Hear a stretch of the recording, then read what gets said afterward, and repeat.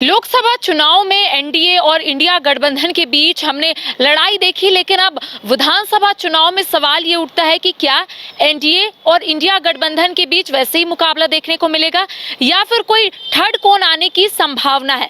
आज हम इसी पर चर्चा करेंगे क्योंकि झारखंड में इसी साल विधानसभा का चुनाव होना है।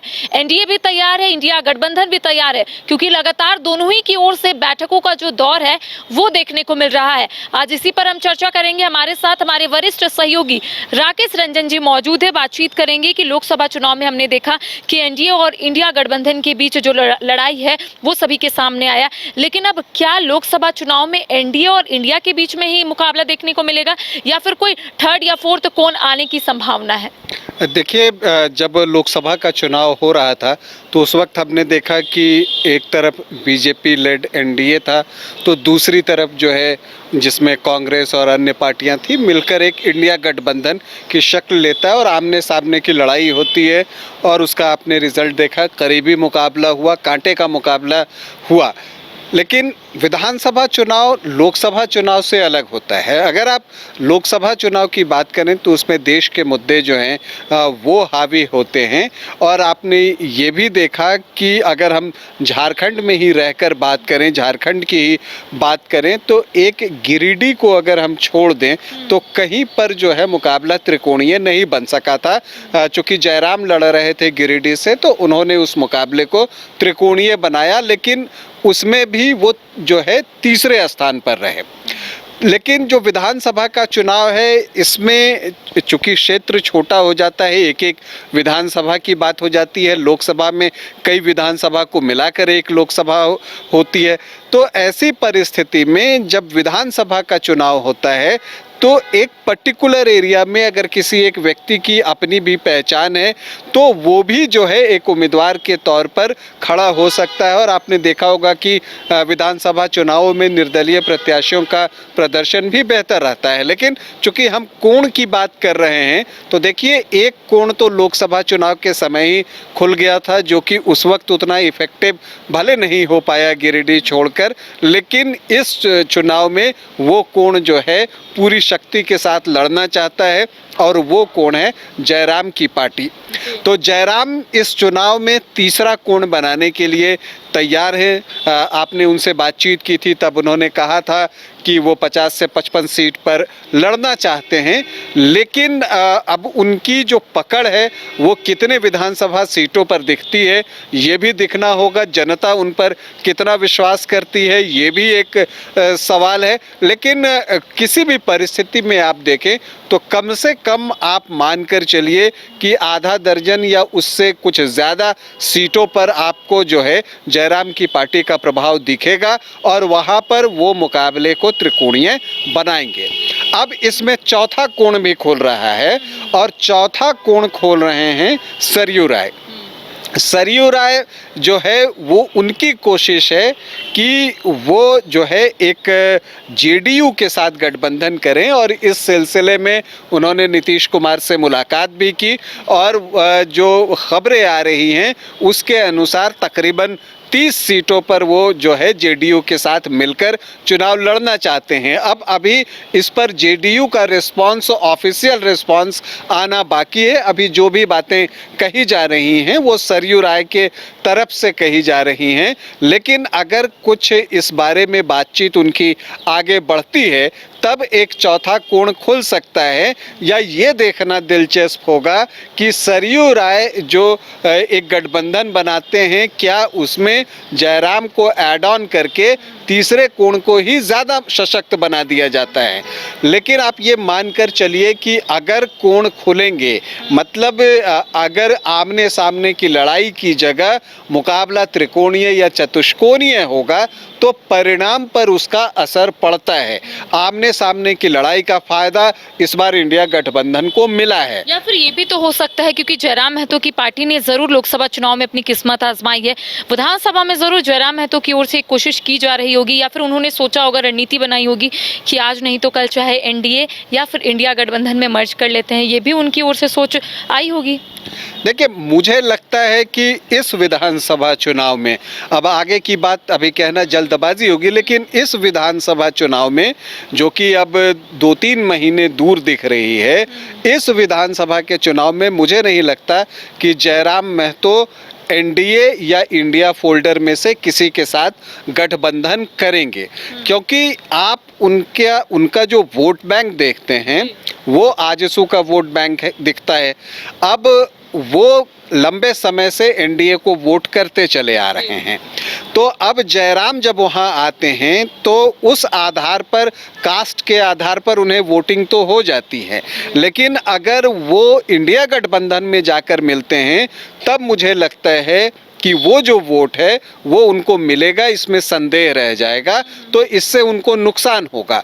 प्लस इसकी एक और बात अगर आप देखें कि जयराम अगर अकेले लड़ते हैं तो उनको ज़्यादा सीटों पर चुनाव लड़ने का अवसर मिलेगा और उनकी कोशिश होगी कि इस चुनाव में वो ज़्यादा से ज़्यादा प्रतिशत वोट अपने लिए लेकर आएँ, ज़्यादा सीटें जीतें, ताकि आने वाले फ्यूचर में जो है उनकी पार्टी को राज्य स्तरीय पार्टी की मान्यता मिल जाए। अब सिर्फ उनके पास यही ऑप्शन रहेगा कि सरयू राय की जो पार्टी आने वाले समय में, जिस तरीके से उन्होंने कहा है कि पार्टी का गठन उन्होंने तो किया है, लेकिन जदयू के साथ गठबंधन में वो बिहार में चुनाव लड़ेंगे। आपने ये भी कहा कि 30 सीटों पर शायद वो चुनाव लड़ सकते हैं, लेकिन क्या यहाँ पर ये संभावना है कि वो जयराम महतो की पार्टी से आने वाले समय में मर्ज कर सकते हैं? कितना फायदा होगा इससे उनको? देखिए, चूंकि नीतीश कुमार को भी कुर्मी वोटर्स बहुत पसंद करते हैं, वो उनका वोट बैंक रहा है, और अब अगर नीतीश कुमार ने इतने लंबे समय तक बिहार में शासन किया है तो उस वोट बैंक का योगदान बहुत महत्वपूर्ण है।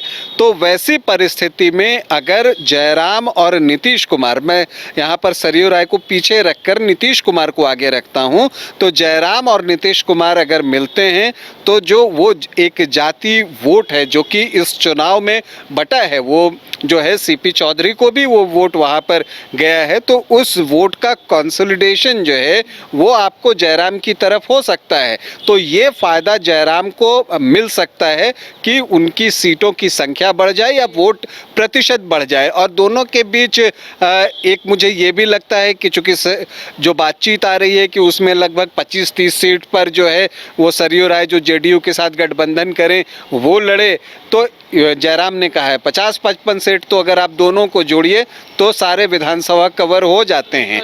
लेकिन इस बारे में अभी कहना जो है ये जल्दबाजी होगी, क्योंकि ये जितने कोण की हम बात कर रहे हैं, एक तीसरा कोण तो जयराम का है, लेकिन उसका इम्पैक्ट क्या 81 सीटों पर है, या ये हो सकता है कि 6 से लेकर 10 सीटों तक वो इम्पैक्ट जाए, वो दिखता है। लेकिन नीतीश कुमार की पार्टी जेडीयू का क्या फैसला होता है उस पर बहुत कुछ निर्भर करेगा, क्योंकि अगर जेडीयू सरयू राय के साथ नहीं जुड़ती है तो वैसी परिस्थिति में सरयू राय की पार्टी अभी इस स्थिति में नहीं है कि वो तीसरा कोण बना सके। वो 1-2 सीट पर अगर वो इम्पैक्ट डाल सकते हो तो वो डाल सकते हैं, जैसे वो खुद चुनाव लड़ेंगे, या 1-2 सीट पर कुछ प्रभाव आ जाए तो उसे आप ये नहीं कह सकते वो उस सीट के लिए कुछ कोण खोल सकते हैं, पूरे राज्य के लिए नहीं खोल सकते। तो ऐसी परिस्थिति में यही दिखता है कि जेडीयू का रवैया क्या होता है, क्या नीतीश कुमार बीजेपी के खिलाफ जाकर झारखंड में चुनाव लड़ेंगे, ये एक बड़ा सवाल है। हालांकि मुझे अभी इसमें संदेह दिखता है, क्योंकि वो बिहार में बार बार कह रहे हैं कि अब मुझे इधर उधर जाना नहीं है, तो ये एक बात है।